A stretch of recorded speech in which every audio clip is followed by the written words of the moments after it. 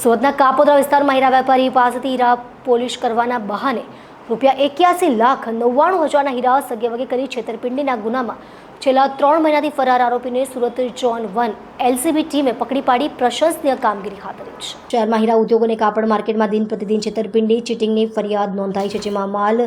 ઉધાર આપવા અને સમયસર પેમેન્ટ કરવાના બહાને છેતરપિંડીના કિસ્સાઓ બનતા હોય છે। આજથી 3 મહિના પહેલા વરાછા ખાતે રહેતા અને કાપોદ્રા વિસ્તારમાં હીરાનો વેપાર કરતા ગીતામાં ઇટાલિયાએ આરોપી લાખની ડાયમંડ કંપનીના માલિક અક્ષર ભૂપત લાખનીને 682.36 કેરેટના હીરા જેની કિંમત ₹81,99,000ના હીરા પોલિશ કરવા આપ્યા હતા, જે હીરા બાદમાં પરત નહીં કરી બારોબાર સગેવગે કર્યા હતા, જે અંગે કાપોદ્રા પોલીસ સ્ટેશનમાં ગુનો નોંધાયો હતો। પોલીસ કમિશનરની સૂચના મુજબ છેતરપિંડીના ગુનામાં પોલીસ પકડથી બચવા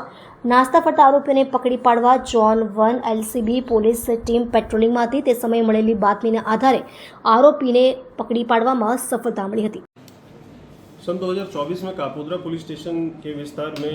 हीरा घसने का काम जो जहाँ पे होता है वहाँ पे सिग्नी लैब डायमंड्स ने एक व्यक्ति को जिसका नाम है अक्षर भाई भूपत भाई लखानी, इसको 682.36 कैरेट डायमंड घुसने का काम दिया था, जिसकी